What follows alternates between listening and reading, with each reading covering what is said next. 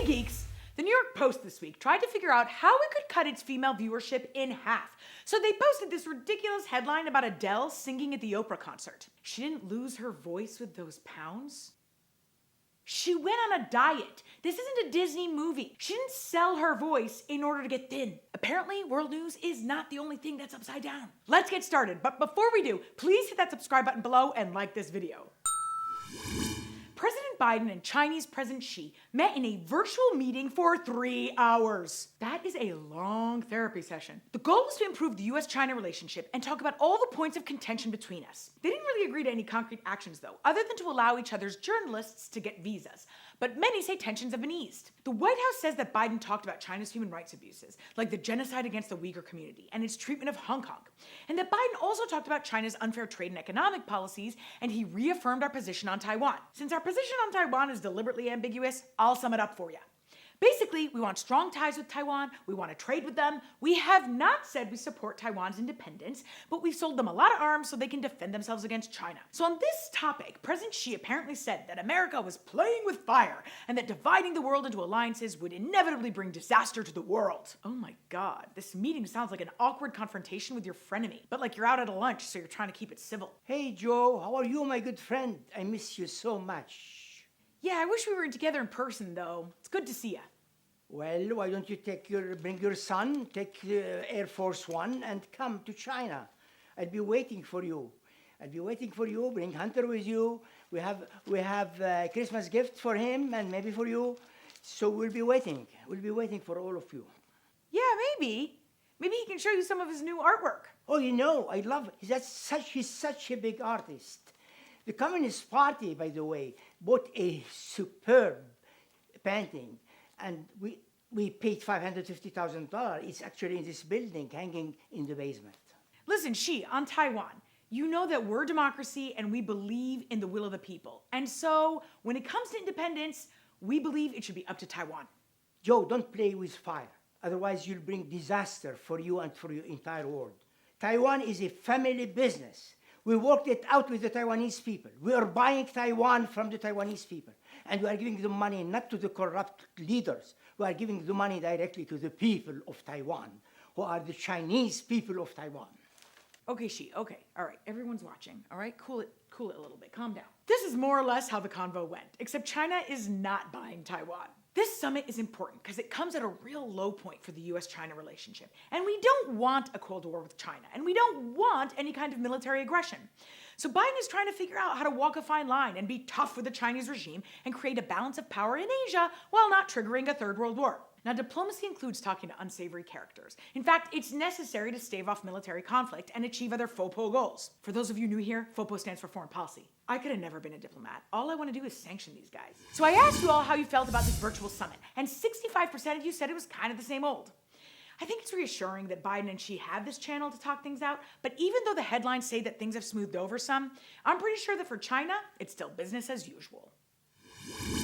Russia decided to test its anti-satellite system to destroy one of its old Soviet spy satellites orbiting the Earth. Sounds innocent enough, right? Except it's outrageous. Destroying this satellite this way created 1,500 large objects that are now floating around at high speeds in outer space. And the reason that's a problem is because it could threaten the International Space Station and other satellites. Even the smallest piece of debris in space can do some major damage because of the speed at which these pieces are flying around up there. The commander of the US Space Command said that Russia has demonstrated a deliberate disregard for the security, safety, stability, and long-term sustainability of the space domain for all nations. Of course, the Russians say it's no big deal and that we're being all dramatic about it. I kind of feel like the decision to shoot this thing down went something like this. Hey, Sergey, you see my new gun? Let's see if it works.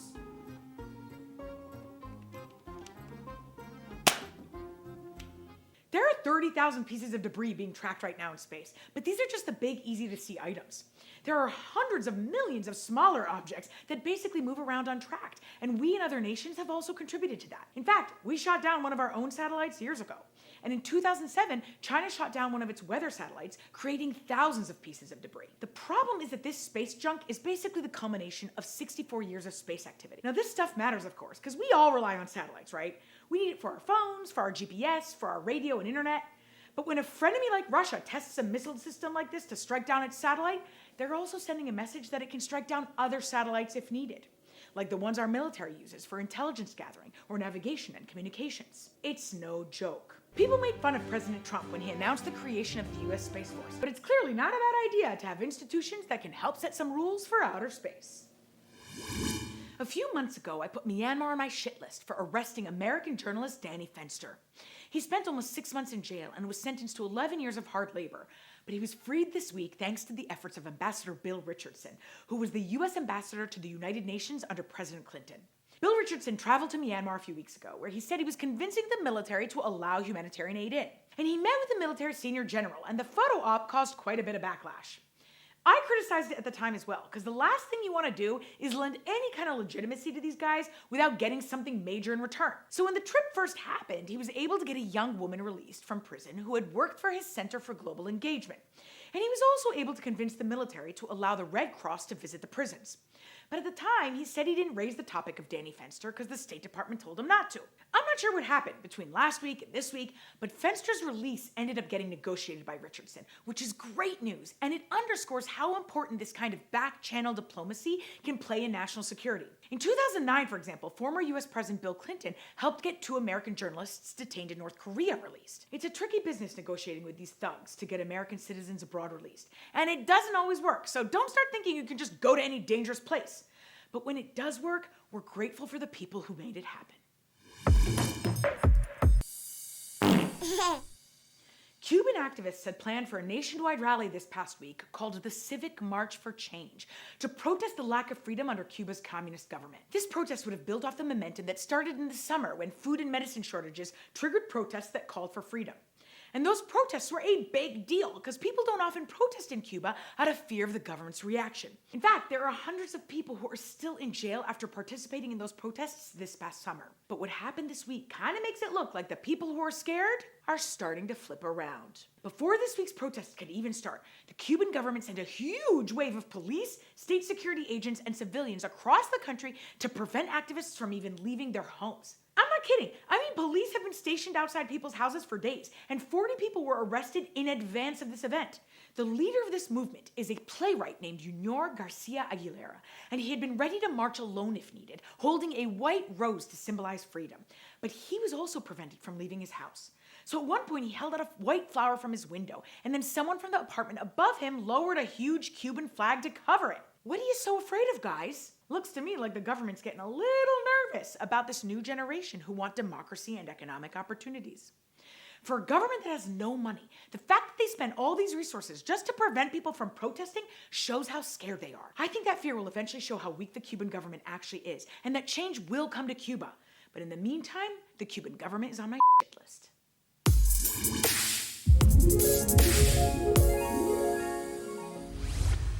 November 19 is World Toilet Day. It's not the most eloquent of names for a holiday, and I know it seems like there's a holiday for just about anything, but this one's actually super important. 3.6 billion people around the world do not have access to a functioning toilet. Let that sink in for a second and imagine what that would be like. Not only is that hugely inconvenient, but it poses a major public health threat.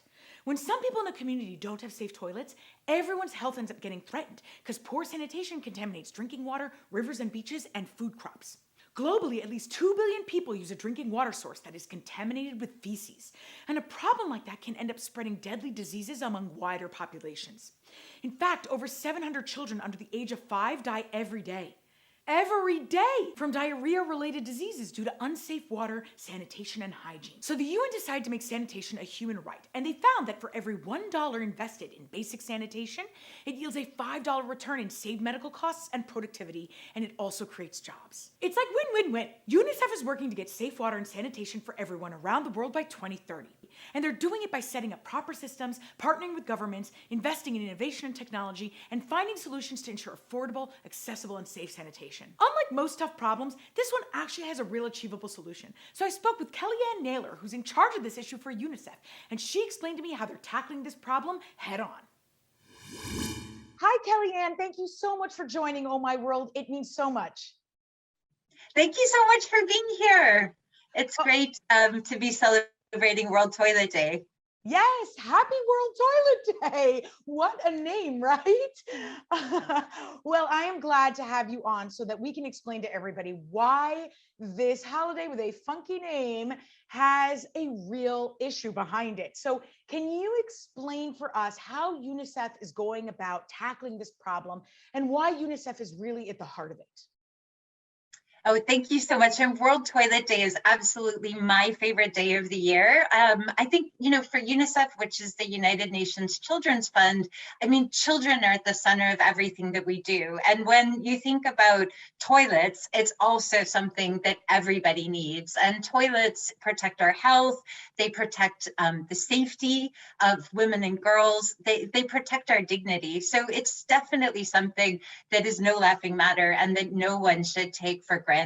And I think, we see that in the health gains that are being made for children around the world and the fulfillment of children's rights, that we absolutely need sanitation and toilets to keep them safe from diseases like diarrhea, cholera, parasites, poor nutrition. So many of these things can impact also their opportunities for being able to go to school when girls can miss school because they don't have a toilet where they can manage their menstruation. So all of these things are like among the many reasons why sanitation is so central to the work that UNICEF does for children. And how is the work going, right? How do you go about tackling this problem? And is there a light at the end of the tunnel? I mean, do you see progress on this issue?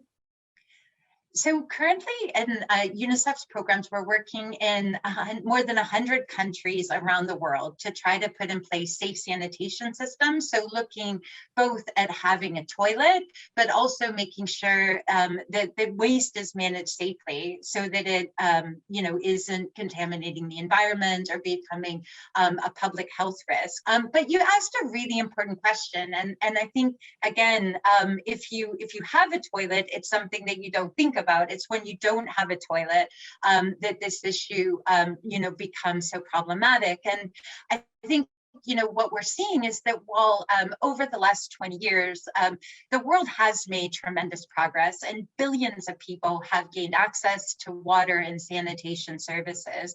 But what we're seeing is that the pace of progress isn't up to where it needs to be in order to reach universal access by 2030. We are seeing that the world will what we call eliminate open defecation, which is when people have absolutely no toilet at all by 2030 as a global rate of progress.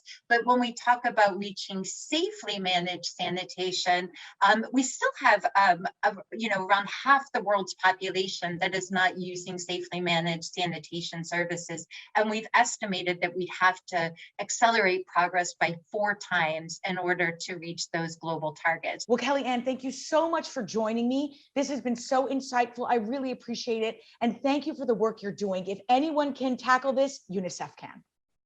Thanks so much. And thanks for all your support. And we look forward to talking to you next year. Thanks, Geeks. And thank you for watching. You may not realize it, but you being part of this brand ultimately undermines dictators and human rights abusers in the long run.